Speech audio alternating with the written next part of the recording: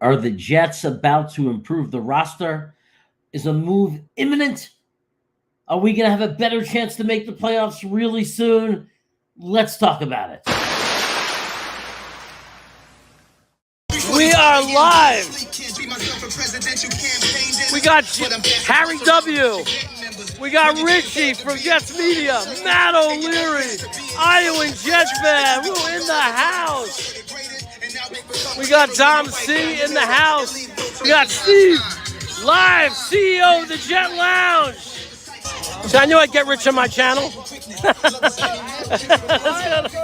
See what's going on. Yeah, there we go. Jets by $1 million today. Yeah.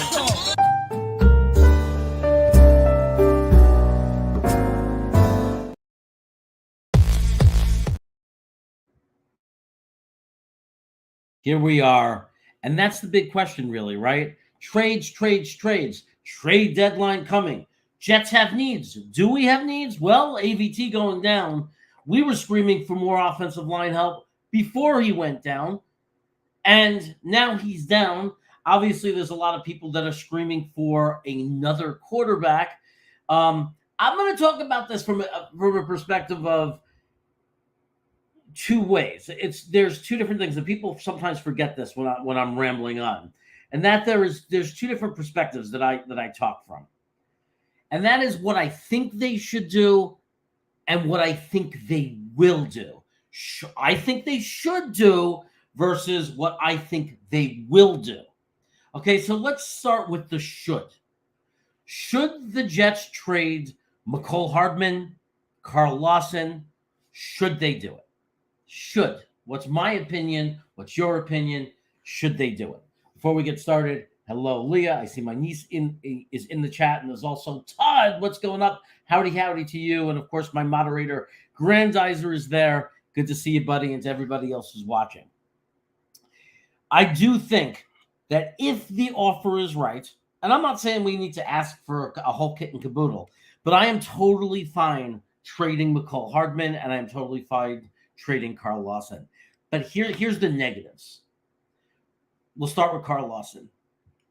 His stock is really low because if we trade him, the suspicion of the other teams is going to be, well, they really don't believe his back's going to get better. They don't believe in him. That's the problem. When you go to trade a guy, there's always suspicion. And the fact that he's had an injured back during camp and he's already had an Achilles, if we were to trade Carl Lawson, I don't think we're going to get much for him. Now, the big question is, would we unload money? Would they take on some of the salary? Or do we take the hit on salary so they're getting him real cheap? And is there somebody out there that will give some type of trade capital? Now, I don't think we should trade him for while his stock is down, if that's the reality. Like, so if somebody comes over and says, we'll give you a 7th round pick, 6th round, if he plays every game for us, I'm not so interested. Because we're the Jets. And in one game, we could lose 2 of our edges, right? We know that's true. We also one thing we're overlooking is what I really think we should do with Carl Lawson is sit him down. No practice. Like he can get on water, swimming, something that doesn't do any harm to his back. Get him healthy, right? By trying to play him each week, this persistent back problem is going to continue. So why not just give him 3 consecutive weeks of rest and therapy and really get the back healthy? If we can't get the back healthy, we have no spot for him anyway, right? So it means nothing because, you may as well trade him for anything. But if there's a way to get him healthy by week 10, week 11, just do it. If we get a healthy Carl Lawson added on to our already, stacked defensive line, that's not a bad thing. Plus, it gives us more depth in the position because we know that we suffer injuries. So should we trade him? If somebody came along, it's not going to happen and offered a 3rd round pick. Yeah. You trade him. You don't even think about it. But I don't see that happening. Mecole Hardman, we should basically trade for anything at this point if we refuse to use him. I mean, once it became clear that Xavier Gibson has passed him on the depth chart, I don't understand why you'd even. It's just not right to do it to the kid. It's just going to be a bad thing in the locker room. It's just like, what are we going to become known for in this league? Here, come to the Jets and ruin your career. Come here and you're not going to get an opportunity. It doesn't make any sense. If we can get anything for him, we may as well just take it. I don't like it because if somebody gets hurt, we're going to regret it. I don't like it because I want the kid on the field and see what he can do. But for whatever reason, I don't know what's going on in practice. For whatever reason, he's being wasted. And he probably in-house is begging for a trade. So just give the kid what he wants and trade him. I mean, what more could you say about that? Then finally, and I'll say hello to some people before I go into my finally. But here, the big one is coming. Spin Max, what's going on? Good to see you. Will JD do anything? We're going to see. He says he always picks up the phone. So it would not shock me. But for who would those two be trades? Right. Well, that's the question. That's the question, right? Does anybody would Kansas City take McCall Hardman back? Cleveland has a shortage of wide receivers. Let's face it, nobody's exactly lighting it up there. OBJ is hurt in Baltimore. So McCall Hardman, okay, there's always teams out there that could use another wide receiver, right? There's always teams out there that will take more offense, especially I'm not going to – I can go through each team now. We can talk about it, but are there any basically you're looking for teams that don't have an explosive, super fast guy that can take the end off of a defense. I mean, that would be my first suspicion of someone who would be interested in McCall Hardman. McCall Hardman hasn't done anything wrong. I mean, he's better. He hasn't hurt his trade stock as badly as Lawson. Lawson's trade stock is hurt because of his back. But the question is, who would want Carl Lawson? Somebody who's getting no pressure on the quarterback. Somebody whose defense is either has an injury to their edge or is just not getting pressure on the quarterback. That's who they'll trade. And I'm not saying they would trade a good pick for him. That's why I said no one's going to come trade us a third-round pick for Carl Lawson. Run and say yes if they do. But a 6th-round pick with a condition, that goes back to a 7. If you're a team like that just lost, like let's say Von Miller's not coming back for Buffalo, or did they just lose Milano for the year? Maybe they want another. Now, we're not going to give them to Buffalo. It's just an example, right? You just have a team that's not getting pressure on the quarterback, who's had their edge rusher get injured, and they're now looking for a pass rusher.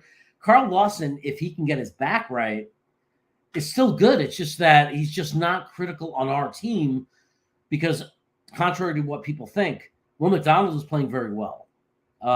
For a rookie who's getting the amount of reps he's getting. He's doing fine. And obviously we know JJ is having an amazing year. He's doing great. Bryce Huff is having an incredible pass rush specialist. JFM, really good on the running downs and everything, his normal self. Michael Clemens is a solid guy. I mean, we're just stacked at the position. We're just so stacked at the position that it just becomes a player, if not healthy, that we don't need. But that doesn't mean other people who are desperate, who are, need a pass rusher, are not going to take a shot on a Carl Lawson, especially for a late-round draft pick. Do I think that JD will do it? I don't know. Because like I said, maybe he's worth more as a depth piece than he is, anything else than a 7th-round pick. So I don't know. Cameron, what's going on? Twisted is here doing some weird stuff. Yeah, the whole thing, Lawson there's a lot of odd personnel stuff. That's one thing that we've dealt with for the last 3 years is odd personnel stuff. That's really hard to understand. And you're never going to get the truth because the coaches will never really tell the truth. Although when it comes to McCall Hardman, it was very telling. That was a very different answer from Saleh, because he didn't just simply say, "Oh, he's working hard. We like him. We're trying to get him into the game." It felt very different. His reaction to the McCall Hardman question, it felt very, very different to me. And it gave me the impression, when the head coach brings up another player, the player that pretty much is taking his reps from him, and starts saying, "Let's talk about Xavier Gibson," instead of talking about McCall Hardman, is on his list of priorities right now, let's say. And I'm not saying the kid's a superstar, but we were pretty excited when we got him. He's done some things, so I'm not really sure, why we went out and bothered getting him in the first place, unless he's doing something in practice what we didn't see and he disappointed somebody, and that's it.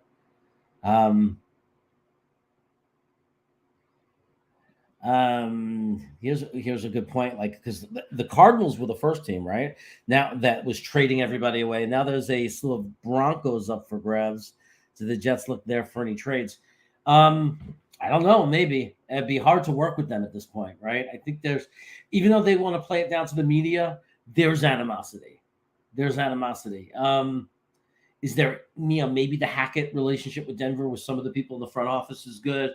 Or maybe they don't care. Maybe we don't care. Maybe they publicly, make some players available that would be a good fit for us. I think the real question is which players, do the Denver Broncos, are they deep on offensive line? And then I'll get into what I think as far as what we're looking to trade for. I think that if we're trading for another player, and if we were trading the draft picks for a player, I really think it would be offensive line. I think that, or receiver.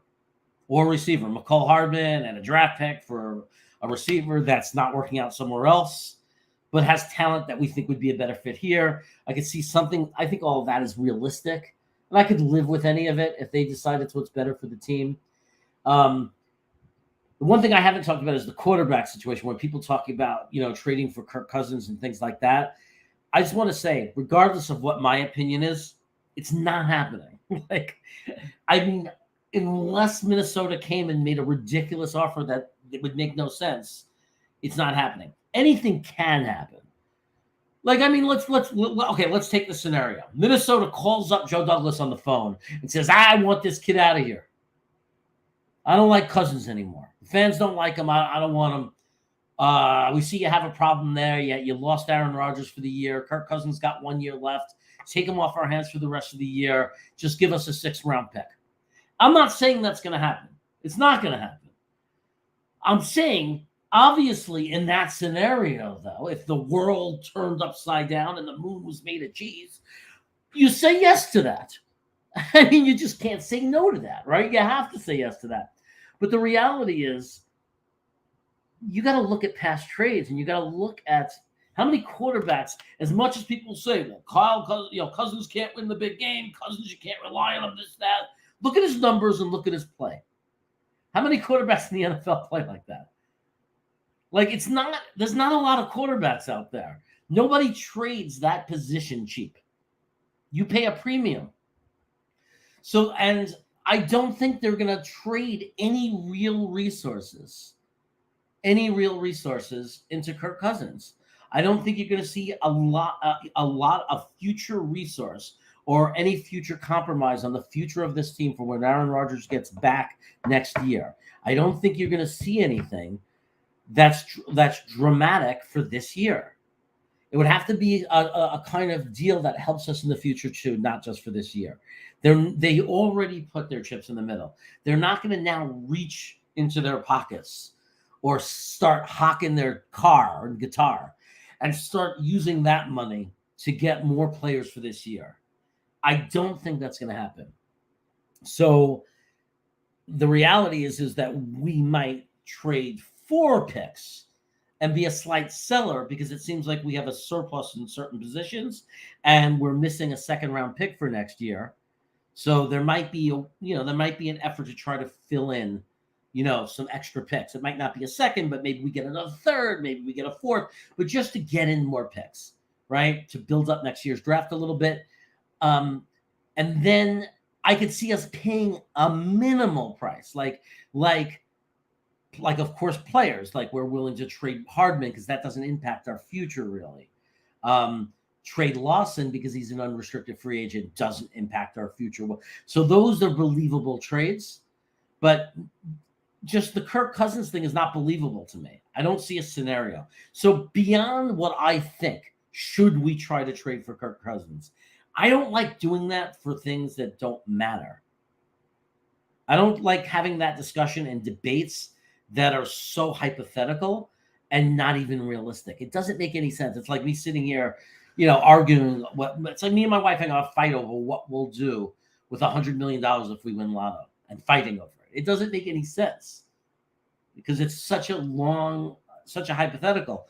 The only thing I'll say is I could easily say if it was for a sixth or if it was for nothing, if for some weird reason Minnesota wanted to give us Kirk Cousins for practically free, then of course I would say yes and want that to happen.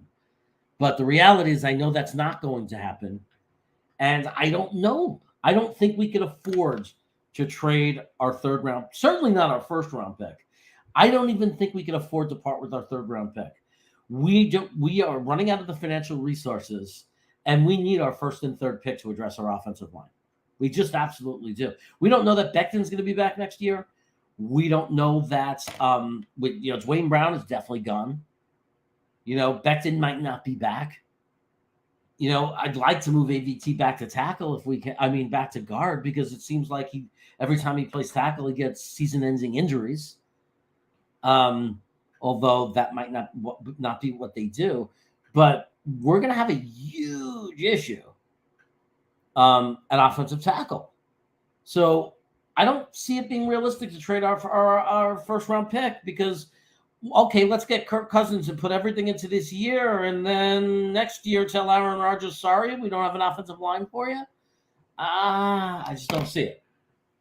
So the third round pick has to be an internal guy, an interior guy, because we can't keep going with Conor McGregor.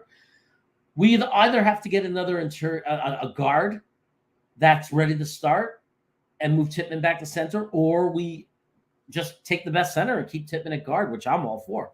But we need those picks. We need to invest them in the offensive line.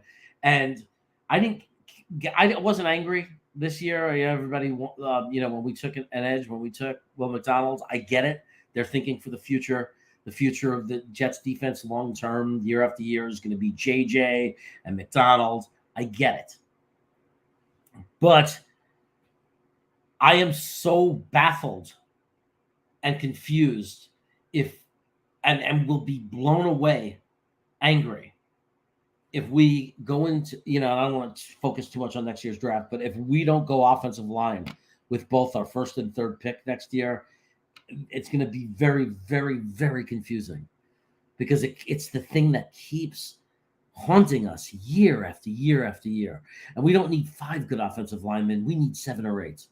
We've learned that as Jet fans. We have to, so I don't see how we're going to make a big move for Kirk Cousins because we don't have the trade capital to give away to do that. And also, kind of think, I know he's not there yet, but Zach showed a lot of growth. Zach might keep getting better. He might keep getting better. I'm not betting on it.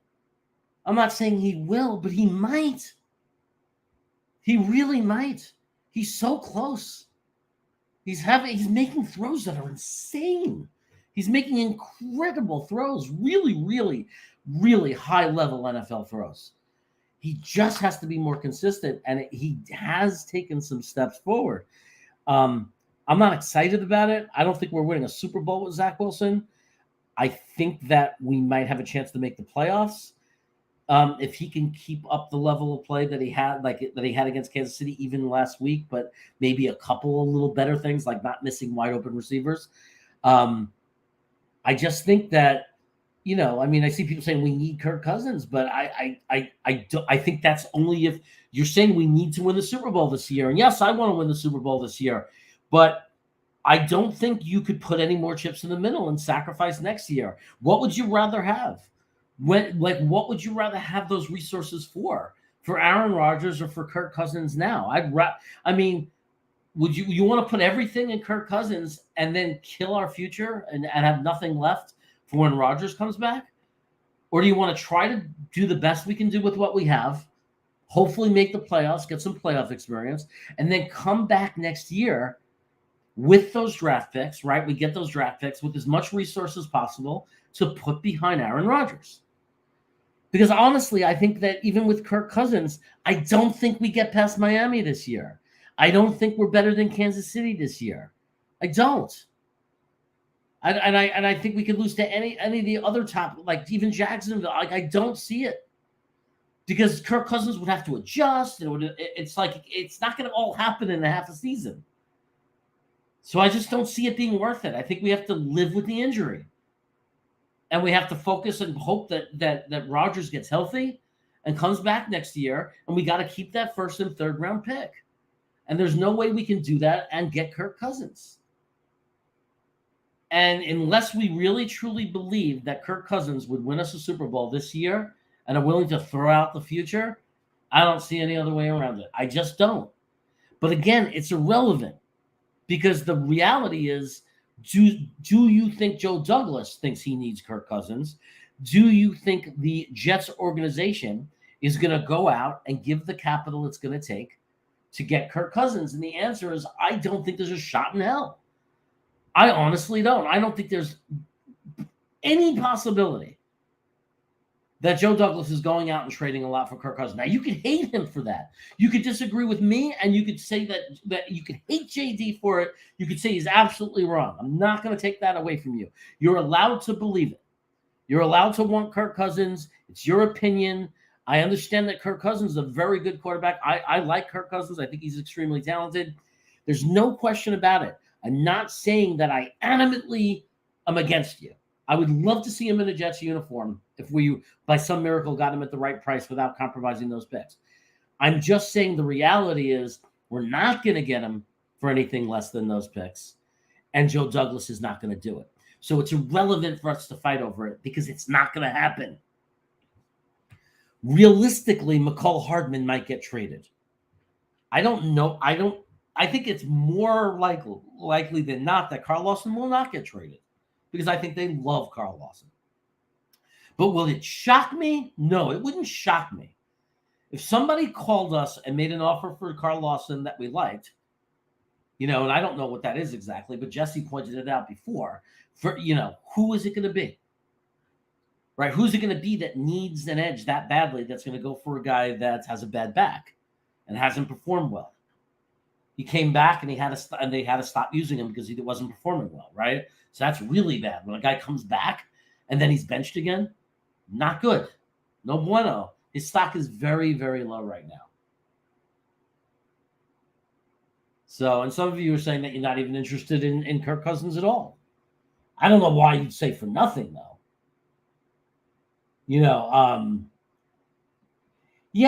Matt, I see what you're saying. If he was, I see your frustration saying if he was interested in winning, he would go out and get Kirk Cousins. I don't think that it's so one-dimensional. In other words, I think that if a gun was to his head and the world was going to end and this was the last season of football history, then yeah, he'd go out and get Kirk Cousins. But I think that a general manager looks at things differently. He's not looking at just season by season. There's a balance of what do I do for this season? What about next year? And what about years beyond that? There's you're looking at the team in different windows. You're looking at the window of 1 year, this year, but you're also looking at the team in the window of next year. And you're looking at the window of the next 2 to 5 years or 3 years or whatever it is, however deep down he looks. It's like different windows. And the only reason I'm saying it is I'm not going to sit there and say you might disagree with him and think it's better to try to win now. And I don't begrudge you that. I'm just saying that I don't think JD values this year percentage-wise of where his focus is as much as you do. I think he has a lot for this year, but I think more than you, maybe a lot of us, he also has a lot for next year and then the years beyond that. So that's why I think that he's, not going to make a move for Kirk Cousins. And you might even disagree with that and say, no, Jeremy, I think he is. But I think that by the way you're talking, I think you agree with me that he's not trying to get Kirk Cousins. I think you sense that too, right? Even though you want him to, that's two different things. But you might recognize, I want him to get Kirk Cousins, but I recognize that it doesn't look like Joe Douglas is going to. He doesn't seem to be on the same page as me. Dave the Dude, Hardman, if they get anything, it will probably be a 6th in 2025. You're right, which is the equivalent of a 7th round pick. But you know what? If they're not going to use them, I mean, I at that point would rather personally. I would rather, and this has nothing to do with. I mean, because this is not considering the person and how unfair it is to him. But I, as a fan, for the Jets, and not focusing on how unfair it is to the person, I, as a fan, would rather have McCall Hardman even not playing than a 6th-round pick in 2025, because I would rather the depth, because I understand this team and our life and how in one day we could lose 2 wide receivers because we're the Jets.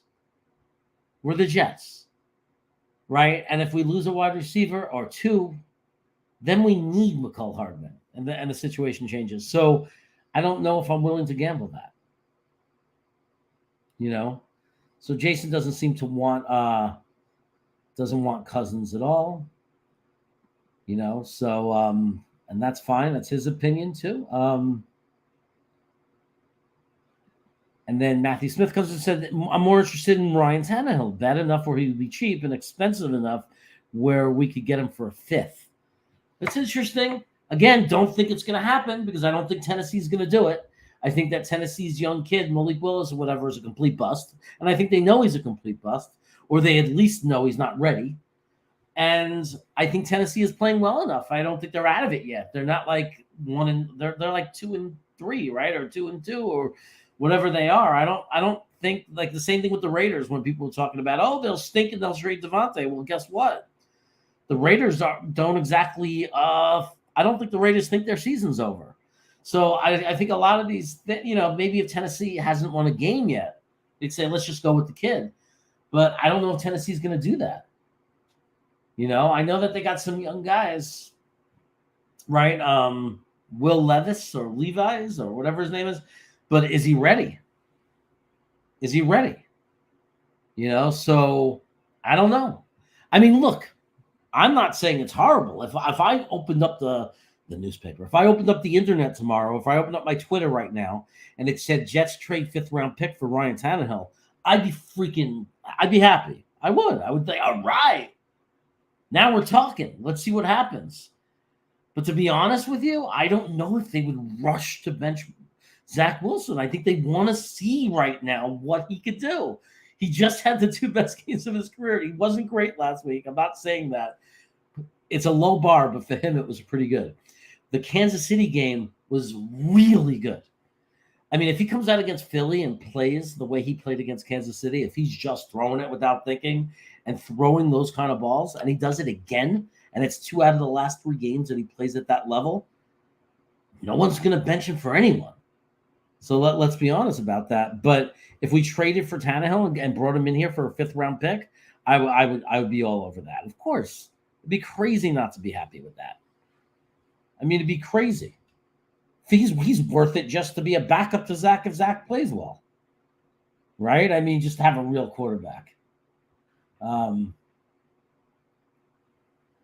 But there's a lot of, but everything, and I see people saying it. Everything is just about the ifs. If.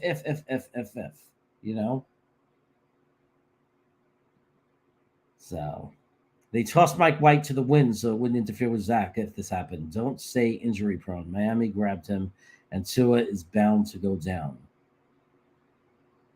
Yeah, look, the only thing I think Miami did wrong in this, the only thing I scarf at, because I happen to like Mike White. I mean, he gets injured a lot, but I like him. I don't think it's his fault. I think he's tough.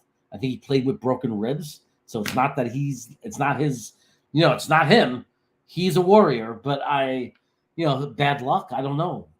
I don't know. People made differently. I can't, can anyone survive those hits from, Milano? I mean, and not broken their ribs the way he got hit. But the only mistake I think Miami made a little bit was, I think they overpaid him. The fact that he's getting $8 million and Baker Mayfield's getting $4 million, it just seems kind of odd to me.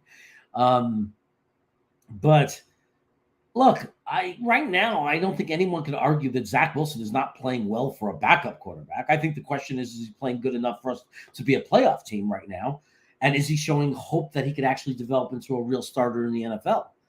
I think, I don't want to read too much into one game against Kansas City, but for one night and one game, minus one muffed snap, he was as good as any quarterback in the NFL. I mean, he was special. He was making throws that not every quarterback can make. And if he puts that together and can stack games like that and start developing to that quarterback that played against Kansas City that night, and I know that's a big if, but if he did, oh my God. Oh my God. Because I'm telling you, I think people aren't really appreciating or give him credit for how well he actually played against Kansas City. Look at Jets Talk 24/7. Ryan puts out videos of every Zach Wilson throw. Go to Jets Talk 24/7. Find the every throw from Zach Wilson against Kansas City.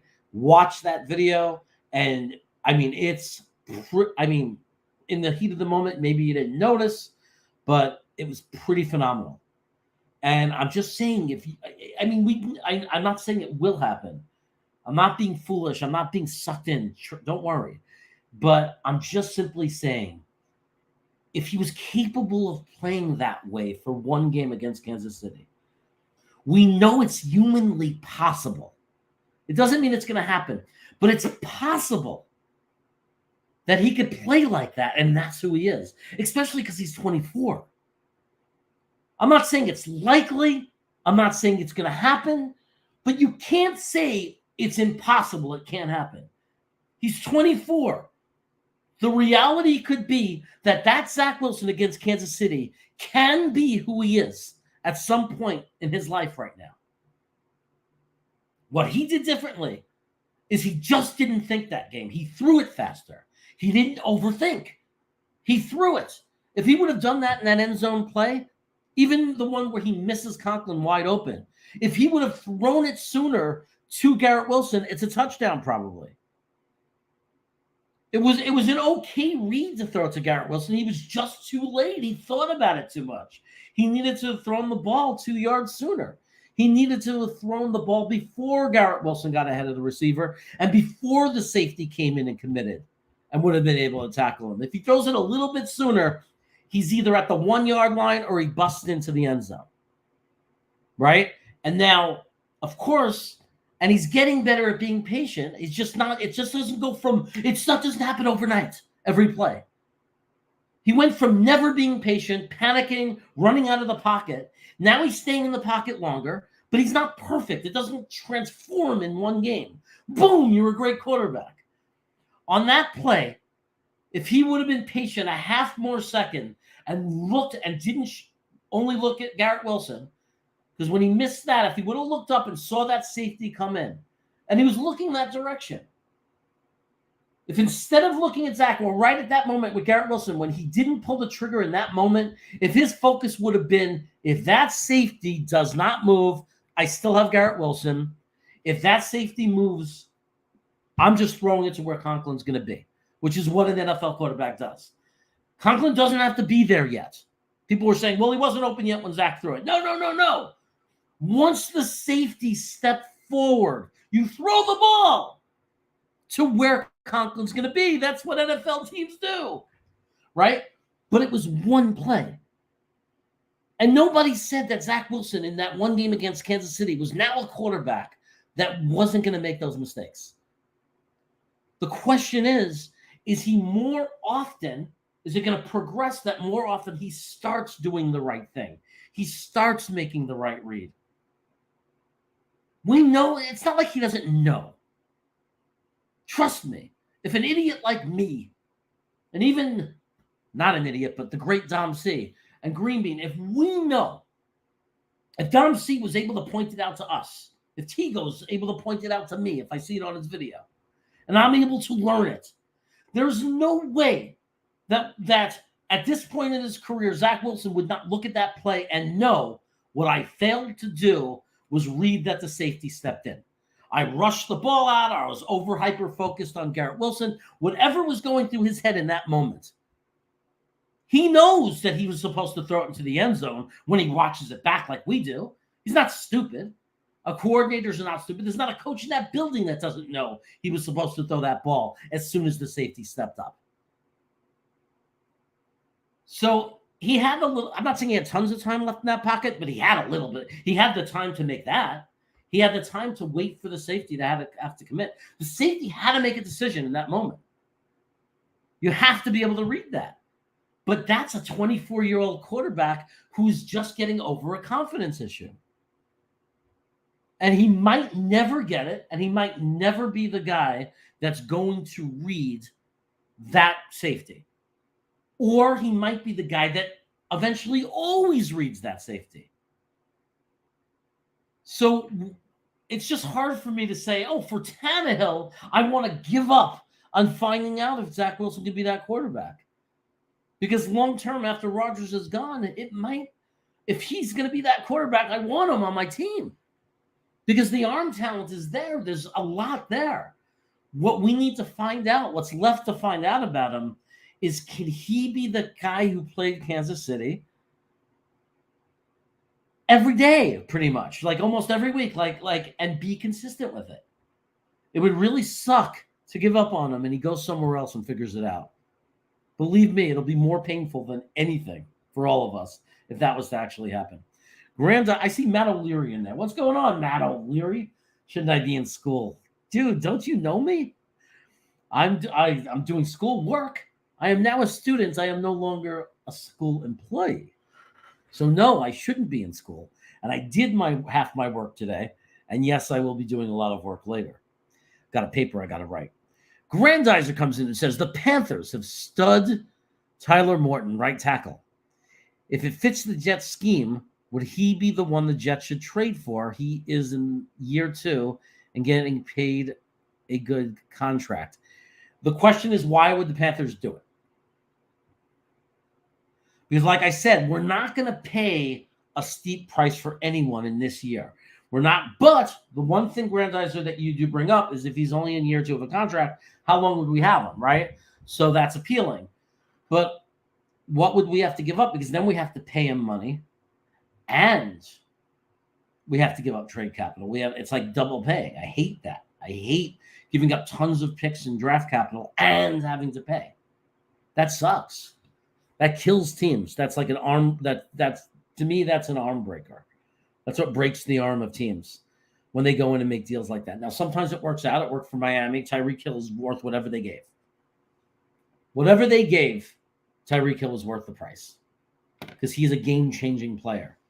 Is Tyler Moore going to be a game-changing player for us? Look, I'd love to have him at right tackle, but enough to justify the salary and the draft capital? I don't think we're taking our future chips and pushing it onto the table for this season. I just think we're rolling with what we have. Maybe we can get something, but I see like guys like McCall Hardman, most likely, right? Chance of Carl Lawson. Like I see those kind of things I see us being more buyers of draft picks, like sellers of guys we're not utilizing, more likely than us being buyers for players and giving away our draft picks. I see JD right now probably more interested in let's refocus the team for, not that he's giving up this year, but let's think more about Rodgers coming back and the year, the next year and the years after that, and just rolling with the team we have and growing with the team we have. Hopefully the players that we have getting better and evolving more. Most of all, Zach Wilson. Hopefully he keeps this trend. Hopefully he keeps getting a little better. And it's enough with Breece Hall being back without a snap count. Maybe we make that push to the playoffs. We get that playoff experience. We get that confidence that, hey, we were a playoff team and we didn't even need Aaron Rodgers. Then Aaron Rodgers comes back next year and we have that draft capital and we can continue to build, most notably and hopefully the offensive line. So, yeah, I would love to have him. But I just don't think the Jets are in a position to get him. I think you're probably feeling the same thing with Miami, right? To get, the Miami's already given away too much to give away anymore. But I'm sure a lot of teams would love to have Tyler Morton on the team. And I think that Carolina will want a lot for a guy like that. I think they'll want a lot for a guy like that. So I just, but would I want him, Grandizer? Yes. Wouldn't you? Wouldn't you love for the Dolphins to get him? No bueno. Está bien para Kirk Cousins. Tien que separa algo que está casi gratis. Gratis means thank you. Why say thank you? Que está casi gratis. No good. Esteban Pero Parker cousin Tien Kusapara logo. Like he's good? Yes, please. I can read it really well though, right? Let me read it really well. I don't understand it. I'm having trouble deciphering it, but I can read it. No bueno. Está bien para Kirk Cousins. Terico separa algo que está casi gratis. Gratis? Gratis? Gratis. Gratis. I don't know. Forget quarterback. Bigger need is OT to block for the running backs to protect their quarterback. Yeah, man, that's what I always want. Offensive line. I want they could draft offensive line with the first 3 picks in the draft almost every year, and I'd never complain. I would have been fine the year we took AVT. Like if the second round pick would have been, I would have loved it if it was Creed Humphreys. If we would have gotten AVT and then picked Creed Humphreys instead of Elijah Moore, I would have been doing jumping jacks. I was screaming. I was perfectly fine taking 2 offensive linemen in that draft in a row. Perfectly fine. A lot of us predicted it. We're hoping for it. So next year going in, I would love to see I honestly would be upset. I'm going to be upset if the first and third pick next year doesn't go to offensive line. Like I honestly think that's it. I mean, Rodgers is coming back, right? We'll see what Zach is going to be. But like as far as moving into the future, and moving forward as an NFL football team, to me, it's just offensive line, offensive line, offensive line. I mean, it's what we need. Could we use another receiver? Yeah. But it doesn't mean anything if you don't have the offensive line. It just doesn't mean anything. What's the point of having Breece Hall if we're going to get him killed? Like, just give us an offensive line, and Breece Hall and Garrett Wilson and just a sprinkling of role players is enough if you could dominate the line of scrimmage. We see that. The offensive line had a great rep.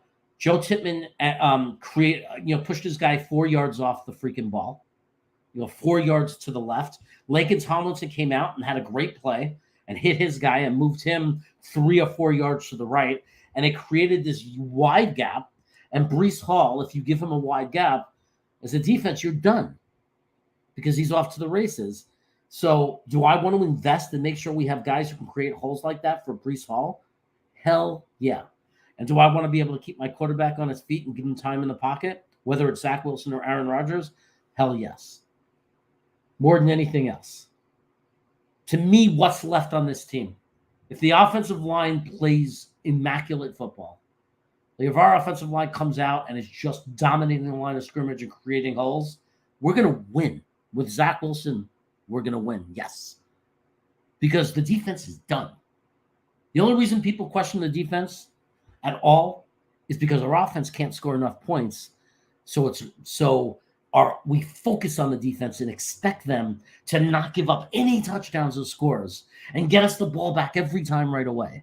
And no defense in the NFL does that. The reason the dominating defenses seem so dominating, a lot of them, I'm not going to say there aren't a couple special outliers, but the reason what makes defenses look good, really good, is when your offense scores points. It helps in 2 ways.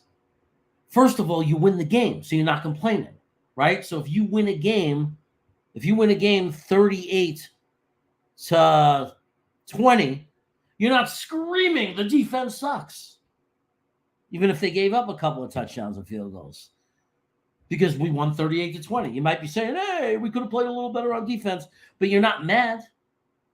And if you win the game 31 to 16, 34 to 16, you're happy with your defense week to week, right? But with us, we lose 16 to 13. Man, the defense stinks. Why couldn't we get the ball back? Why did we give up that drive? Our defense stinks. No, our defense doesn't stink. We need to just score points. If we scored 24 points a game, we win 12, 13 games last year. We just need to score points. So you're putting our defense under a magnifying glass. If our offense could score over 24 points a game or average 23, 24 points a game, nobody is saying nothing about our defense. Number two, our defense would be better because our offense wouldn't be going 1, 2, 3 and out and throwing them on the field so many times. So when our offense is crap, we're giving their offense that many more reps and tries for something to go wrong, for a mistake to happen. That breaks down any defense. So what's wrong with the team? Now, a lot of us want to say, oh, we just need a quarterback play. Well, yes, we need average quarterback play at a minimum. And we all know in football how important the quarterback position is. But we've seen when the offensive line was healthy last year and this year, when the offensive line plays well, we can play with anyone with Zach Wilson.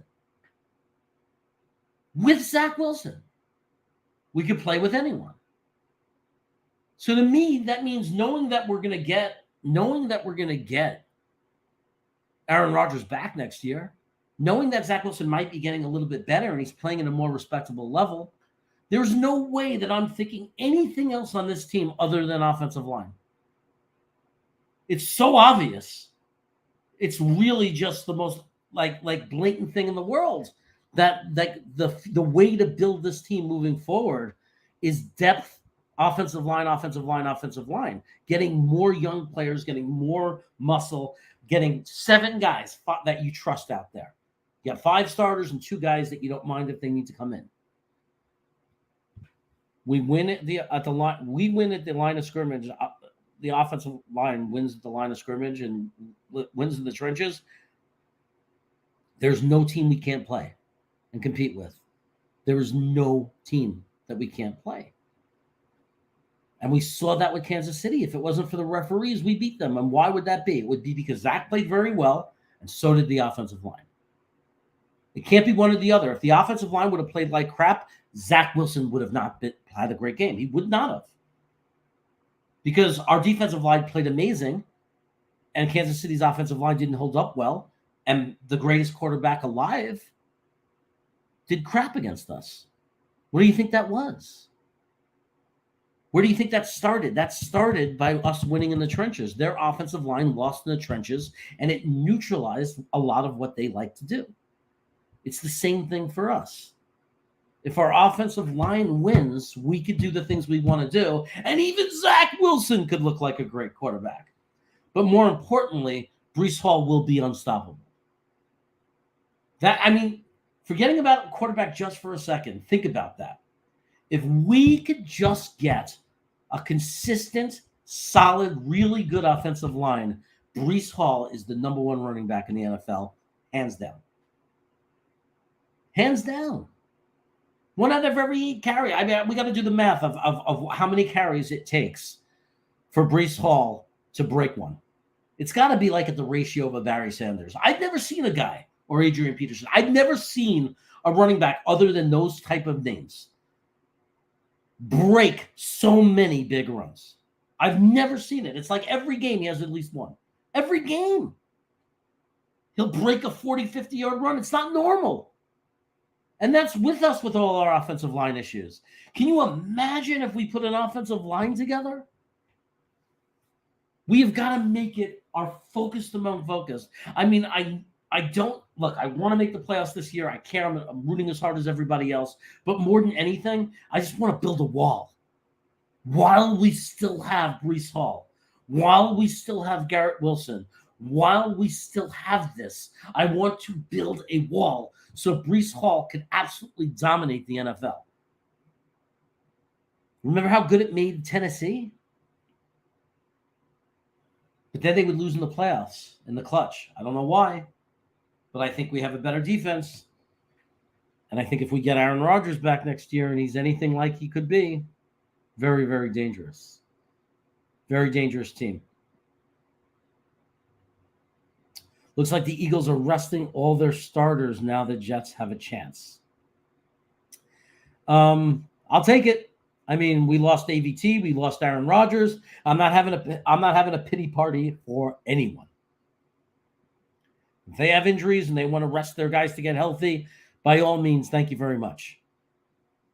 Trade them to who? The School of Eagles, the Street of Bright Promise, the School of Bright Promise. Yeah, it's kind of interesting because we talk about trading, and it's not always a taker. You have to have a partner to do the trade. I mean, like we do that with the mock drafts every year. And I'm like, I always laugh because I go, well, who in real life is going to do that for us? Hey, to move up from 24 to your 13th pick, we're going to give you our first rounder, a second rounder, a third rounder, and a second rounder next year. Yeah, right. I don't know if it's very realistic. Trade Lawson and Hardman and start Izzy over Cup. I wouldn't complain about any of these moves. I don't know if we'll get enough for Lawson that it's worth it. That's the only problem. It might be just better to have as a security blanket depth. You know what I mean? So I think that's a little less likely, but not crazy unlikely. And then I think Hardman is very likely to get traded. Very likely. I'm starting to wonder if he's even a fit in the locker room, and thinking that might be part of this. That it goes beyond just our system or this or that. But I'm starting to wonder if he even is like getting along with everyone or the right fit in the locker room. Oh, context. That's a blind school where I grew up. Oh, okay. See, I'll pretend. Now you know. You know my secret, Dana. Even if I don't understand something, I'll pretend. Jeremy, you passed some good content. Jeremy, you passed on some good content, damn it. I passed on some good content, damn it. I don't know what that means. When did I pass on some good content? I thought you were complimenting for me once, Twisted. I thought, oh, he's saying that I'm providing good content. But now you're saying I passed on some good content. Are you talking about chats? It's hard to get every chat. I'm alone here.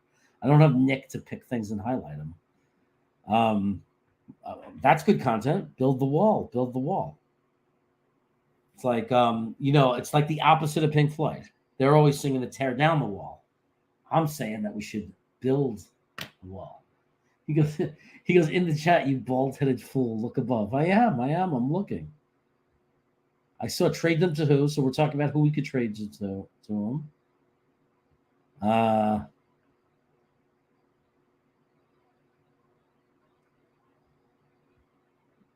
Okay, wow, this one, anyone ever watched 49ers Chaos? The guy has little content to work with, win. So he makes jokes about the Jets. It was an idea I had, okay? I had an idea. I want to like defend this idea. Here's what happened. I'm living in the Bay Area. I live in Sacramento, very close to the Bay Area. A lot of people here are Niner fans or Raider fans, but a lot of Niner fans. And they don't have 835 YouTube content providers. They don't have, hey, I'm Matthew O'Leary here to give you comments. I'm talking Joshua Tigo, and I'm here to say, what's going on over here, everybody? Hey, man. Yeah, man. And they don't have a guy named Ian doing this saying, oh, my God, this guy in college had 33 sacks in high school, and his high school coach loved him. And now he's a New York Jet. I can't believe this guy's. They don't have all that for the Niners. They don't have 101 million. They don't have an Australian guy saying, yep, well, look at that play. And if he looks and he makes that play, mate, you see that if he gets his arm in, then technically he's good. This is Luke from Play Like a Jet. They don't have that, the Niners. They don't have that. They don't have a guy wearing a pilot hat saying, hey, chicken, here's the chicken. They don't have a guy named Buffalo Jet fan who sits there going, this is my 830th video today. I'm in the parking lot in my car. They don't have that. So I thought it would be a good idea to do a YouTube channel, not give up this one, but also do the Niners because there was less people competing and fighting for viewers. There's only one guy. When you look at the Niners stuff, there's one guy, and everyone else other than that one guy, I'm sorry, I'm not trying to be mean, but they're the worst. They're just some fans yelling and screaming about, before he was traded, how bad Jimmy G is. That's all it was. Jimmy G is horrible, right? And it was the worst content in the world. They have no one except one person. And that one person I don't really count because he has inside access. He's in the locker room. It's like with us with Connor Hughes, doing whatever thing he used to do, the Independent. What the hell is the name of his thing? Not to put him down, but it was like, imagine that was your one content provider, a guy who worked in the media. That's not really what this is, right? That's not really what we're trying to bring to you. We're trying to bring to you the outlook from a fan, a platform for us all to talk, not some news guy who also puts himself on YouTube. So they got one guy. So I thought it was going to be a good idea. And what happened was I realized I didn't have the time and I didn't have the passion for it because I don't love the 49ers.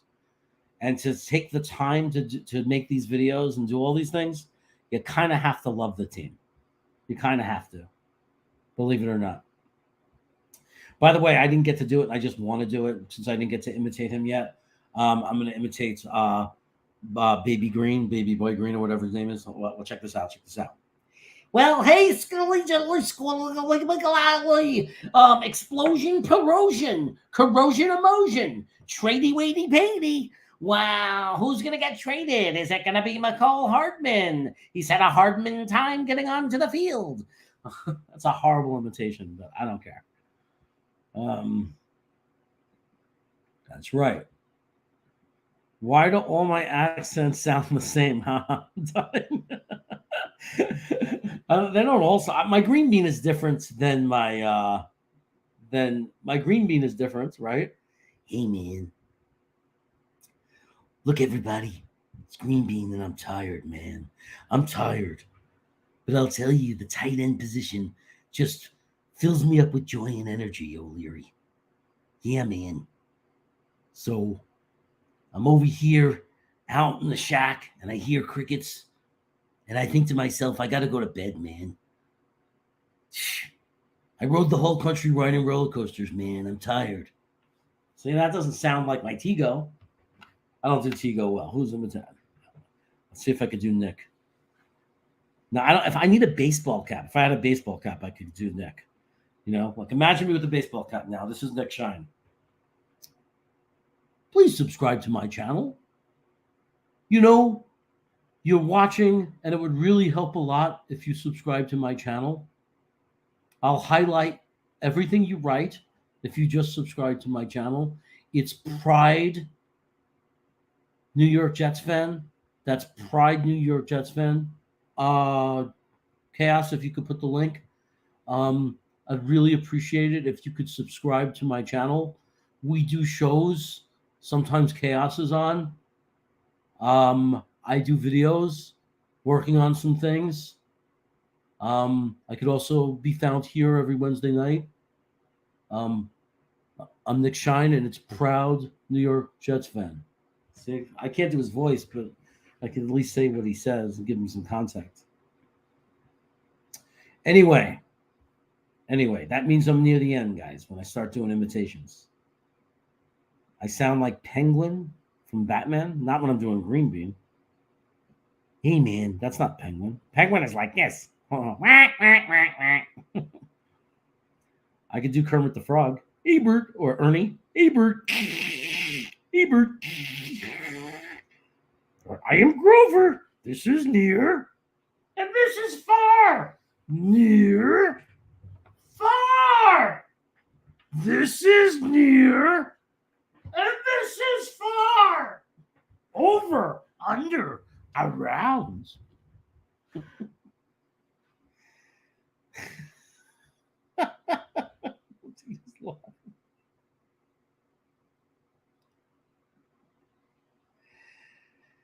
Sucks DJ Reed is out for Sunday. Oh, he is? I didn't know he was out. That sucks.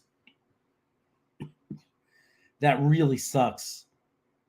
Bryce Hall covering Devontae Smith. Oh, that sucks balls, bro. We're gonna have to get a shitload of pressure on Hurts. So I don't know if I could do Oscar, Jennifer. Hey, Big Bert. No, I can't do Oscar. Why is it always so messy? And you complain about it. I can't do Oscar. I could do Ernie or Kermit or Grover. I could do Cookie Monster, but I don't want it right now. It'll scratch my throat up a little too much. But I don't think, but I can't do, that's one that I can't do, is I can't do Oscar. I haven't heard enough of them lately.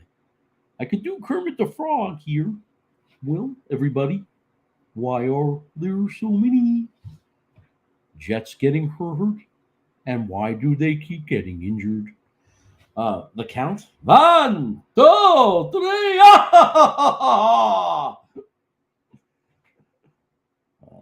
One hamburger from McDonald's. 2 hamburgers from McDonald's.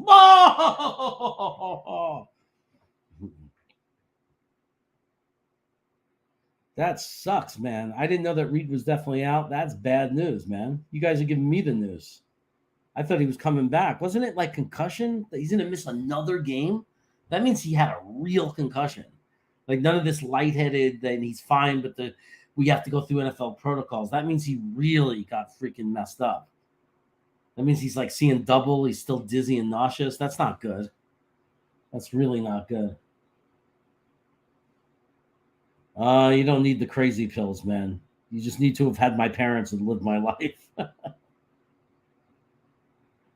Can I do Jake's voice? I don't know. Jake, it's just all like, you just got to be like very professional, but like I can only do mannerisms. Like this is Jake because he makes it look like he's in a real, Jake makes it look like he's really like in a press booth or something, like, or he's like at a war site. It's like he's got the headphones on. This is Jake Asman here. Looks like the Jets are talking about a possible trade. We got a Jets insider here. He's joining me in about a minute. Yeah, it's kind of like that. But I don't know that I could do his voice. I can't do Matt O'Leary's voice. He's way too vanilla. You know what I mean? Like I can't do his voice. Because he's just too monotone. He's just this like even keel guy. That was why it was so shocking a couple of weeks ago when he yelled at that fan. Because it was like out of nowhere. Like the most even keel guy in the world all of the sudden got pissed off. I mean, that was great. That was great. I love that. Trying to think, is there anyone else I can make fun of and imitate so I could really isolate myself in this community? I think I got everybody I can get. So anyway, I'll highlight a couple of things before I go. Yeah, Brooklyn Brothers food review, guys. I think we hit 300 subscribers, so there's that. I don't do a lot of marketing for Brooklyn Brothers food review. We just pump out videos every once in a while, so I'm kind of proud of it. Check it out if you haven't. Brooklyn Brothers food review. It's me, both of my brothers, all around the country, whenever we travel, with each other, without each other, reviewing food, reviewing restaurants, reviewing pizza. Definitely check it out. All you got to do is type in Brooklyn Brothers food review in YouTube, and you'll find the link, and the link is up there right now, I think. So hit the link right now and subscribe. I guarantee you, if you think I'm funny now, you will think my brother. I just released a video of my brother at Costco doing a Costco hot dog, and the last 20 seconds of the video is absolutely hysterical. My brother is very funny. It's actually a very funny review. At the end, he says something that made me laugh, so I think you'll laugh too. I usually don't think my brother's funny, so if it made me laugh, it'll make you guys laugh. So check that out. Twisted is making his 11th.